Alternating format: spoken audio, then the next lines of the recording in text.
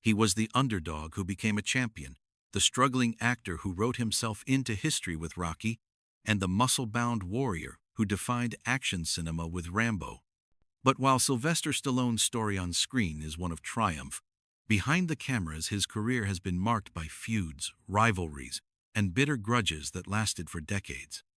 Hollywood in the 1980s and 1990s was a battlefield for larger-than-life stars, and Stallone, with his grit and ego, was never one to back down.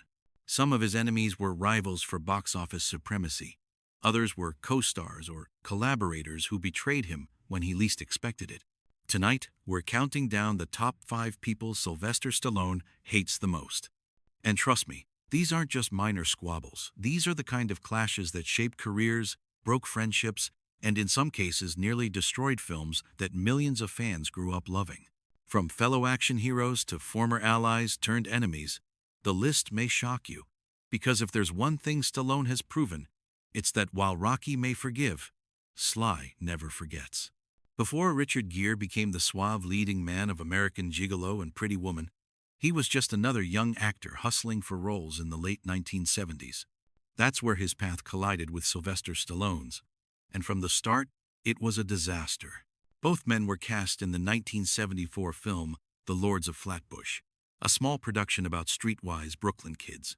Stallone was already carving out his tough guy persona, while Gere was the handsome newcomer. According to Stallone, Gere's behavior on set was arrogant and dismissive. Things escalated during one infamous incident.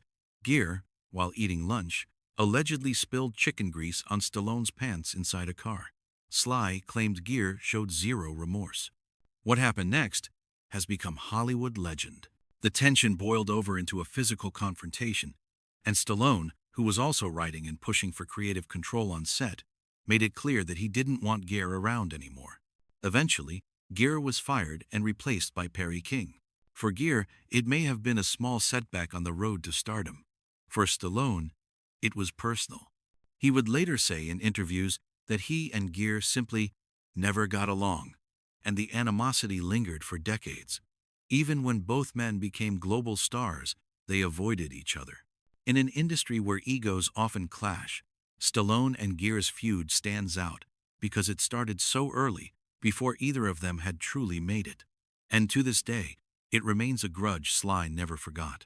In the early 1990s, Bruce Willis and Sylvester Stallone seemed like natural allies.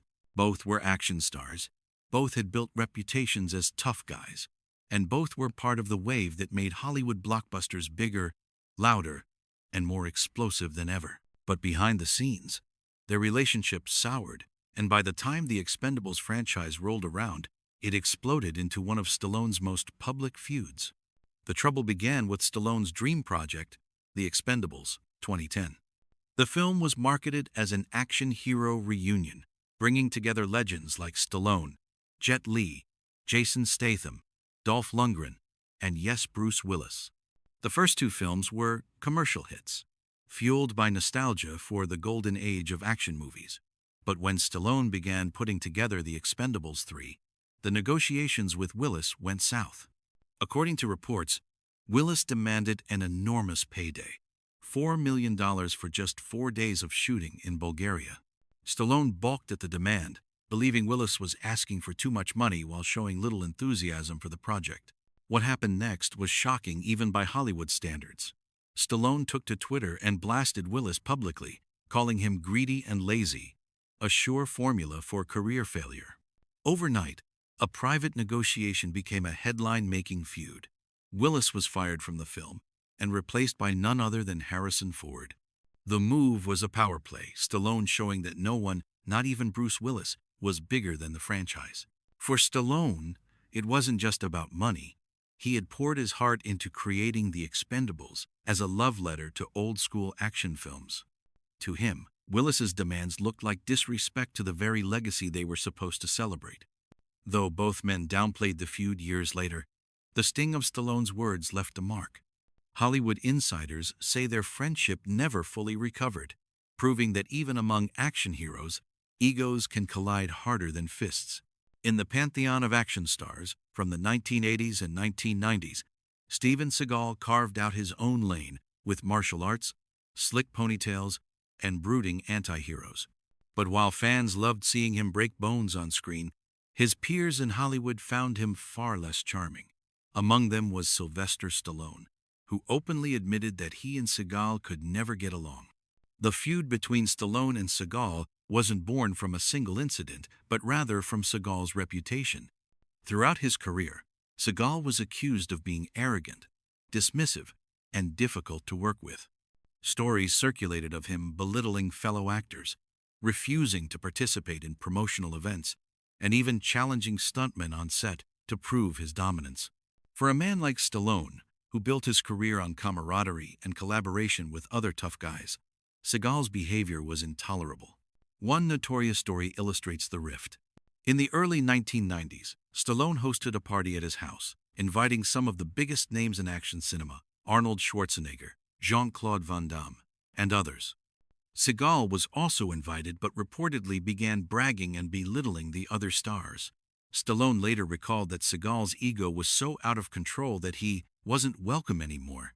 Van Damme even challenged Seagal to a fight in Stallone's backyard, but Seagal backed down and left. For Stallone, that was the final straw. He considered Seagal persona non grata. While he was happy to work alongside rivals like Schwarzenegger or Bruce Willis, he flat-out refused to collaborate with Seagal. This exclusion became painfully obvious when Stallone assembled the Expendables, a reunion of nearly every legendary action hero. Fans wondered why Seagal was missing, and the answer was simple: Stallone didn't want him there. In an industry where grudges can sometimes fade with time, Stallone's disdain for Seagal has remained consistent. It wasn't about competition at the box office, it was about respect, or in Seagal's case, the lack of it. If there is one rivalry that defined action cinema in the 1980s and 1990s, it was Sylvester Stallone versus Arnold Schwarzenegger. On screen, they never fought in the same movie during their prime. Off-screen, however, they waged a Cold War that lasted more than a decade, one filled with insults, box office battles, and even outright sabotage. The feud began in the early 80s, when both men were rising to superstardom. Stallone had conquered the world with Rocky and Rambo, while Schwarzenegger exploded onto the scene with Conan the Barbarian and the Terminator. Hollywood and the media quickly pitted them against each other, and both men leaned into the rivalry. Who had bigger muscles? Who had more fans? Who drew more at the box office? But it wasn't just friendly competition. According to both stars, they genuinely despised each other during those years. Stallone mocked Schwarzenegger's thick Austrian accent, while Arnold made fun of Sly's slurred speech. They competed over who had the bigger body count on screen, who carried the bigger gun, even who had the more ripped physique. Their feud escalated into trash talk in interviews and relentless attempts to one-up each other in every way possible. The most infamous incident came in the late 80s. Arnold, knowing Stallone's competitive nature, tricked him into starring in Stop, or My Mom Will Shoot, a critically panned comedy that nearly derailed Stallone's career. As the story goes, Arnold pretended to be interested in the role, prompting Stallone to jump on it out of spite. When the movie bombed, Arnold laughed all the way to the box office. For years, the two action icons refused to appear together on screen. Fans dreamed of a showdown, but the feud was too real. It wasn't until the 2000s that they finally buried the hatchet. Age mellowed both men, and when Stallone created the Expendables, he finally invited Arnold to join. Their eventual appearances together were a symbolic truce, a recognition that their rivalry had become Hollywood legend. Still, Stallone has admitted in interviews that, back in the day, he hated Schwarzenegger with a passion, and Arnold has said the same. What began as professional competition turned into personal animosity, the greatest action hero feud Hollywood has ever seen. When fans think of Sylvester Stallone's greatest triumph, most picture Rocky, the underdog story that won Best Picture at the Oscars in 1977, and transformed Stallone from an unknown actor into a Hollywood powerhouse. Much of that film's success came under the direction of John G. Avildsen, the man behind The Karate Kid, and a filmmaker praised for his ability to capture grit and heart on screen. At first, Stallone and Avildsen seemed like the perfect pair. But by the time they reunited more than a decade later for Rocky V, their relationship had soured into one of Stallone's deepest grudges. According to Stallone, the trouble began with creative control. Stallone had written the screenplay for Rocky V and wanted to preserve the character's integrity. He envisioned a darker, more tragic ending in which Rocky dies in the ring, completing the saga on a powerful note, but Avildsen strongly disagreed. He pushed for a more sentimental ending, one where Rocky survives and passes the torch to the next generation. Stallone felt his vision was being hijacked, and the tension between actor and director grew toxic. The result was disastrous. Released in 1990, Rocky V was critically panned and is still considered the weakest entry in the franchise. Fans who had followed Rocky for years felt betrayed by what they saw as a watered-down finale. For Stallone, it wasn't just a bad movie, it was a personal humiliation. He later admitted he hated Rocky V and blamed the creative clashes with Avildsen for derailing the story he wanted to tell. The bitterness didn't fade. Stallone rarely mentions Avildsen without disdain, and while the director continued to have a respectable career, the damage to their collaboration was permanent. In interviews years later, Stallone confessed that the experience left him resentful and angry, turning what had once been a partnership into one of his greatest Hollywood feuds. Why does this feud sit at number one? Because unlike rivalries with fellow actors' competitions that came and went, this was personal. Rocky was Stallone's creation, his soul, his legacy, and to see it mishandled by someone he once trusted left a scar deeper than any tabloid headline. For Stallone, the fight with John G. Avildsen wasn't just about one movie. It was about control, legacy, and the betrayal of a dream. Sylvester Stallone has fought countless battles on screen against boxers, soldiers, mercenaries, and even time itself. But some of his fiercest fights happened far away from the cameras, in the hallways of Hollywood, in contract negotiations, and in the quiet bitterness of broken friendships. From Richard Gere's arrogance on the set of The Lords of Flatbush, to Bruce Willis's public fallout during the Expendables, from Steven Seagal's legendary ego, to the decade-long Cold War with Arnold Schwarzenegger, and finally to the creative betrayal of John G. Avildsen on Rocky V. Each feud tells us something about Stallone's character. He is loyal to his vision, competitive to the core, and unwilling to forgive those who disrespect him. And yet, these rivalries also shaped him. Without Schwarzenegger pushing him, Stallone might not have fought so hard to stay relevant.